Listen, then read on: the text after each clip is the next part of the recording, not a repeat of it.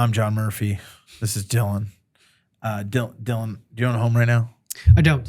Doesn't own a home, but he lives in Carmel. He's bougie. The wife is a teacher. I have some. Loves JC. Devout Christian, you can see.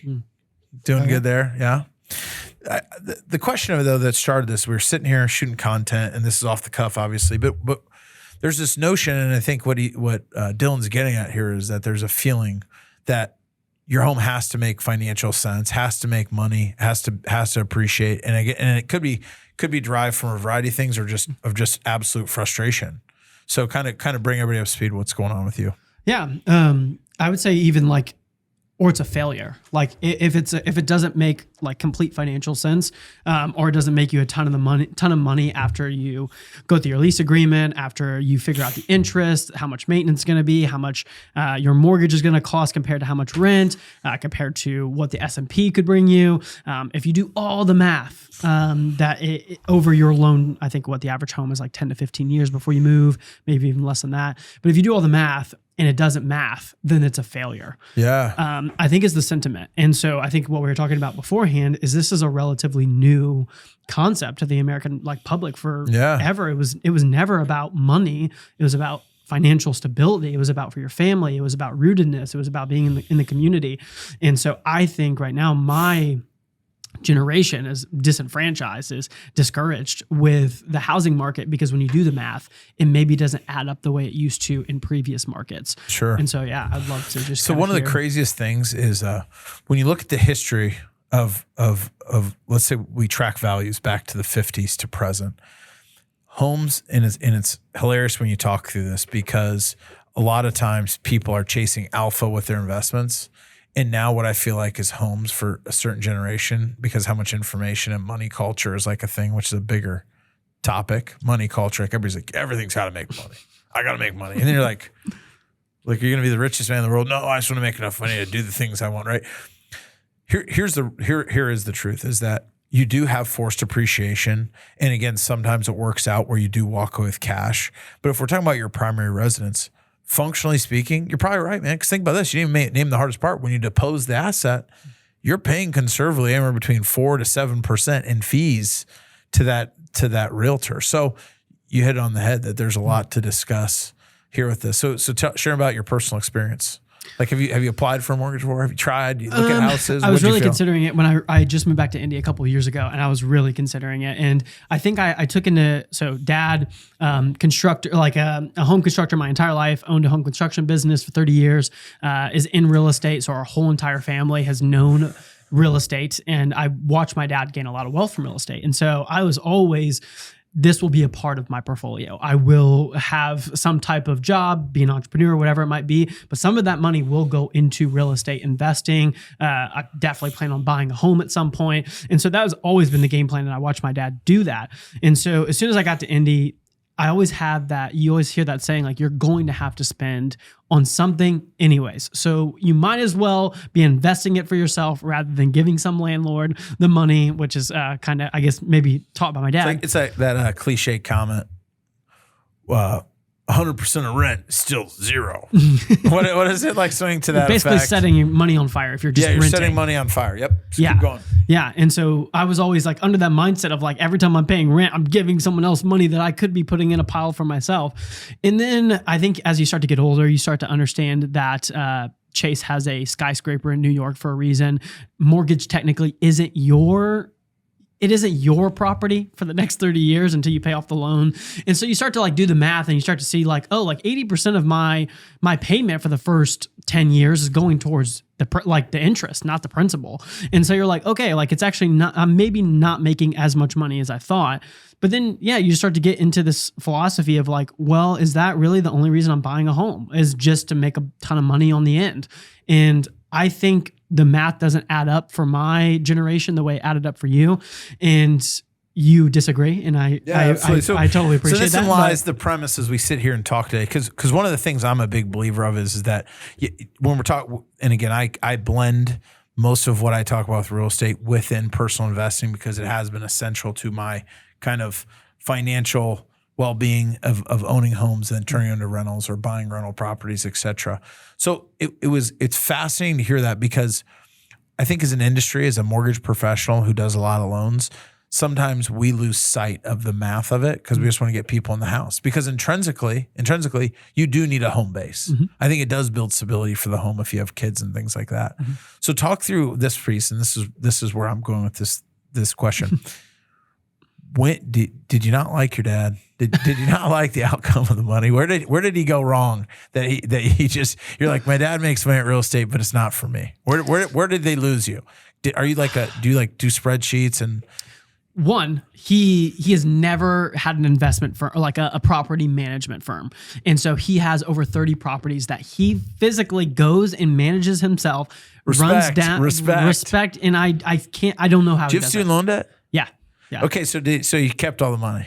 Yeah. Oh yeah. Yeah. Hey, man after my own heart. He taught me well. Yeah. Going through high school, you're bitter, obviously. But as I've gotten older, I so appreciate how he raised me to like, hey, this is something I've accomplished. But like, if you're going to pursue your own stuff, go to college, you're taking out an investment in yourself, and you don't realize that you're actually doing that unless it's your own money. Like I invested in you for 18 years. Like I built you up to this. Was this a conversation you had with you? No. So you're implying some of this. I'm hoping, yes. I mean, he made me into an amazing man. And so I appreciate whatever philosophy he took, whether it was selfish on himself, it worked out for me. Before we go past your dad, is there anything we need to like just turn the cameras off and get off your chest before you like let it go? Do you think there's something that you're jaded because you say, Dad, you did this and I can't replicate it, and you want to be more like your dad? Do you feel like you've pursued it and you couldn't find a deal? Like what happened there? So I saw him grow for 20 to 30 years, a business up to $1 million business on just sheer grit and will with a 9th grade education. And then now that I have been exposed to many different philosophies on business, many different guys in the business realm, I see that there are a lot of ways to do this. And there are so many men that are making way more than he did and work a lot less because they just took a second to step back and understood the numbers better. And so I'm like, okay, like he got that way because of just sheer grit, and his work ethic is incredible. Yeah. But he worked on houses for 30 years, so he can go in and fix everything. I don't want to dedicate my life to home construction to be able to fix anything that comes up. And he pretty much told me the only way that you can make money in this is if you can work on it by yourself and you understand the numbers and you don't do a property management company. Sure. And so that's why I'm like, okay, well, if the only way it'll work is if I do it that way, that's the way he did it. But now I'm starting to think like, okay, what are other business ventures that I can invest in or put my money into that might be able to make me more of a profit margin than investing in homes will, and it doesn't take near as much like just sweat equity. Yeah. And then now if you look at 2024 housing market, I just don't think the math adds up near as well as it used to maybe when you started investing. Because here's my experience with all of it, and this is the only counter that I have to all the philosophical pieces. Real estate is again, we hear these terms thrown out there: location. So depending on who watches this, if you're in California, if you're in certain states, Manhattan, it's been gone, right? Like they're actually passing legislation in Florida that you can't buy properties without certain identification that you're a U.S. citizen or you identify who you are, because some people are worried that it is part of like the dark hand of the world, i.e. they're laundering money through real estate, right? These foreign nationals come to America and buy property, and again, they keep their wealth there because their country is falling apart. So there's a lot to talk here. So my first piece, whenever I talk to anyone about buying a home, is to the point of this: is your goal of your life to always chase that alpha, that preferred return, or is it to again build a lifestyle? Right? Because there's two types of ways people live their life. And this is the way I'll describe it. And this is why I think it's important. You're the optimizer, the extremist, where you're saying, hey, I want to optimize my money. I want to get rich. Or you're the peace of mind investor. I'm risk avoidance. I want to have a fairly straightforward life that I enjoy living with my spouse and my family. I've got a buddy of mine who says, I want to pay for my kids' college, and that's as far as I want to take it. So hearing that for you, I mean, what sounds most to you? Do you like the peace of mind where you go to bed at night, like, hey, I've got no mortgage, no debt on my house, no debt on my cars? Or you're the optimizer where you're like, hey, I'm rich and I want to get really rich, John. 50-50. 50-50. Okay, Like, so I mean, every day it goes back and forth. So there's a quote, I think it's from Ben Franklin. He says, the young man's the liberal and the old man's the conservative. Yeah. Because you got something to lose. Yeah. So what happens in life, and this is not good or bad or even on topic here, but it's important to recognize this concept of a young man's dreams, an old man's wish, right? A young man wants to be the old guy who wants to be rich and wealthy. And the old guy wants to be what? Young and healthy. Energy, yeah. Right. So back to this point of housing. This is the rub. A lot of times we buy with emotion and justify with logic. Mm-hmm. Now what people are doing with housing to not participate in the market is we're using doubling down on logic. When I look at most people's finances, the first thing I think is twofold. The first thing I think is, man, you guys wasted a lot of money. Back when I was getting started, I was broke. And I had a roommate I met on Craigslist. Talk about sketch, dude. I mean, that is a weird guy. My friends would be like, if your roommate's not home, I'll come over. If he's home, I'm out. And he was a great guy. And they'd just be like, you're sketch. I didn't have cable. I'd go to my buddy's house to watch, what was the old vampire show on HBO that was like real popular for a while? Vampire Diaries? Oh, You're a Vampire True Blood? Diaries? True Blood? Is that a thing? You're a Vampire Diaries kind of guy. Oh. Well, but no, I went to my buddy Nick's house and he Twilight? watches this. So yeah, something like that. But what happens is this: when you really put your finances under a fine tooth comb, everything is more attainable than we think. It just might take 2 to 5 years. Yeah. Versus tomorrow. So back to this overarching pitch. The objective of getting in your dream home is not about chasing alpha. That is a side benefit to it. Yep. Now, if we're talking about real estate, residential investment real estate, I can math the math out of that for you. I can show anyone how to do it and how to win in any market. And again, find it. I know guys flipping houses in Manhattan, in the boroughs, and they're going out of the city. They each put in $250K, and then they have one investor who put in more money, and they're hoping to make $1 million on this flip, right? Yep. There is imperfect markets in real estate. And I can't stress this enough that a regular guy can buy a lot of land and sit on it for 30 years, right? Look at the neighborhood I'm buying in, Holiday Farms.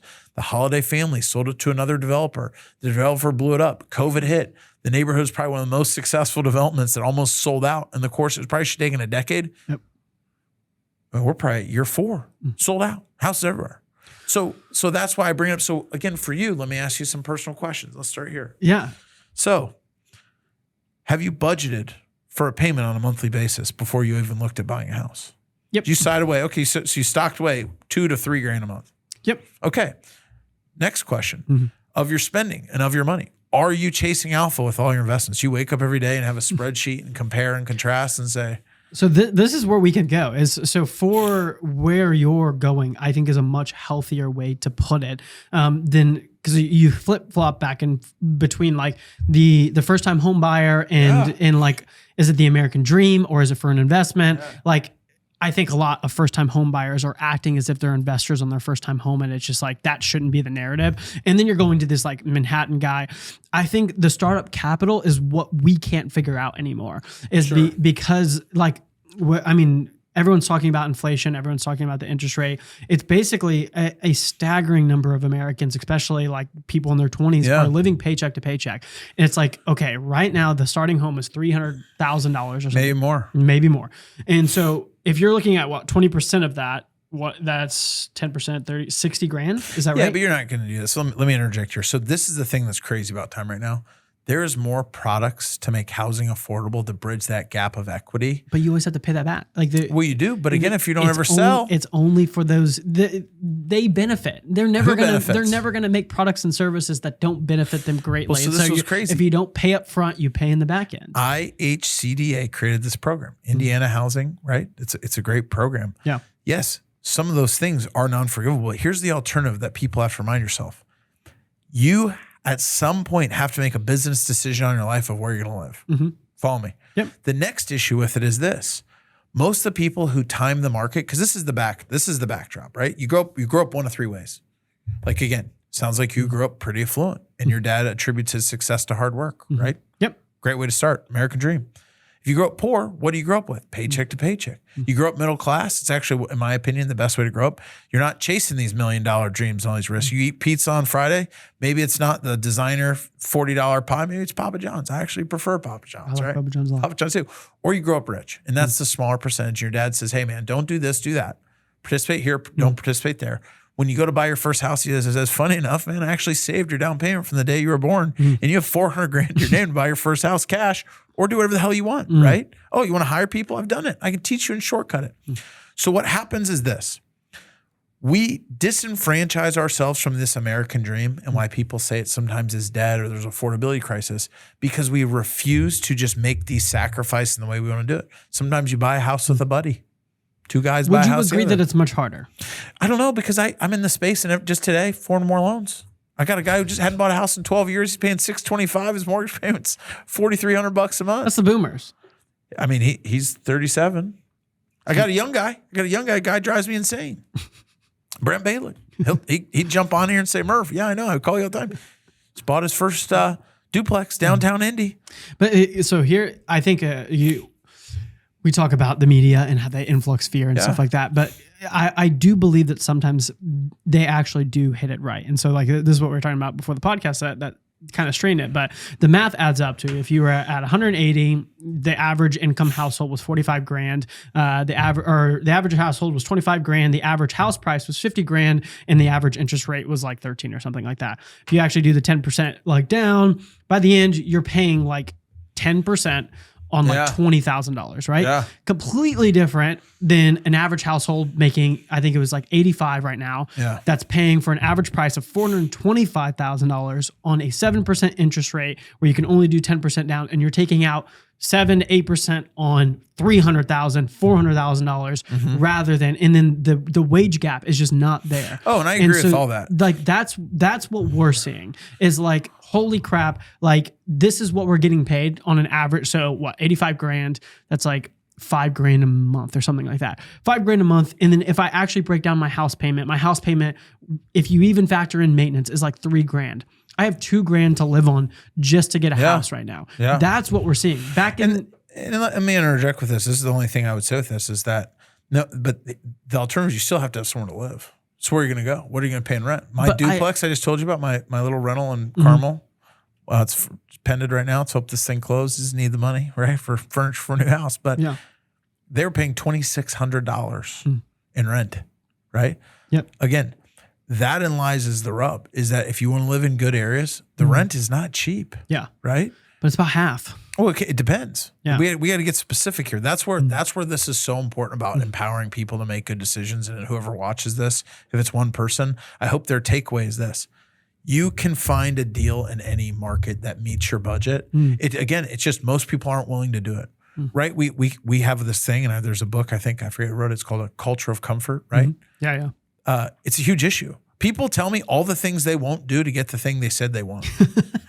Dead serious. No, that's true. They're like, dude, I don't want to lose. I want to get big and strong. Well, you ready to lift heavy weights? No. Ready to work out and do a lot of push-ups? No. But okay, so let's try to go with that analogy. So say like a couple years ago, say 10 years ago, you benched, or let's say you curled 40s or curled 30s for a month, and you would actually see some really good gains. You curls for the girls, you go into the bar, she notices this guy works out, he looks good, he's losing weight, he's slimming down. Took him maybe a year. Let's give him a year.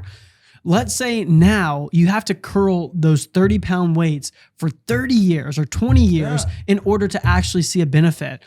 That's where we're just like, hey, like this seems way too crippling for the benefit that you guys used to get, but we're not getting near that effect that you guys used to get.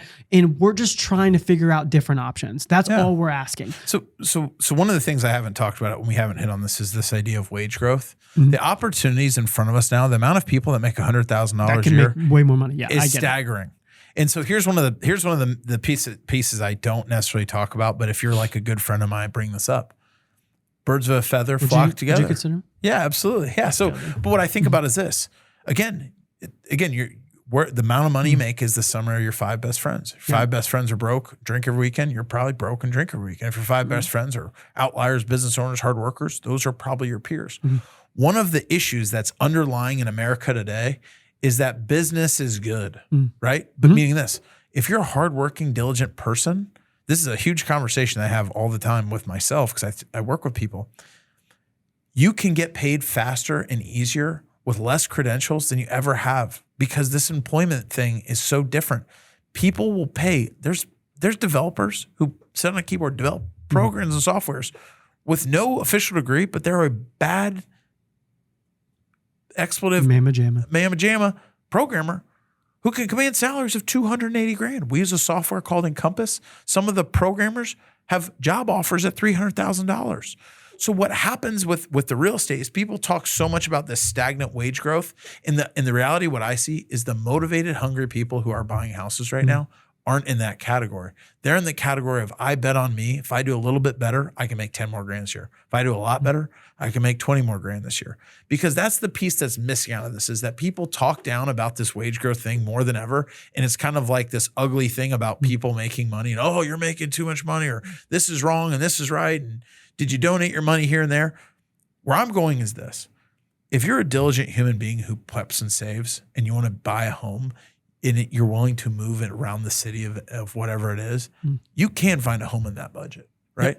The issue is if you're the person who is literally the numbers crunchers, the saying, hey, it's got to be a true investment, you'll never buy, right? But then the other question I have with a lot of those people is they don't even participate in the market as well, right? Because that same person, I'd say, hey, I have a tenant-in-hand commercial deal to get you 2-to-1 money in 3.5 years. They go, I can't afford that either.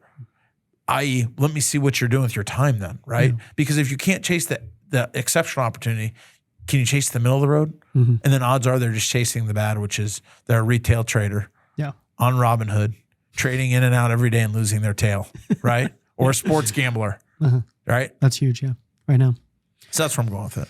So to wrap it up, man. That's the top 1%. But yes, I appreciate that. I mean, I'm in the same sentiment and I agree, like as philosophical two guys who are driven that are sitting down.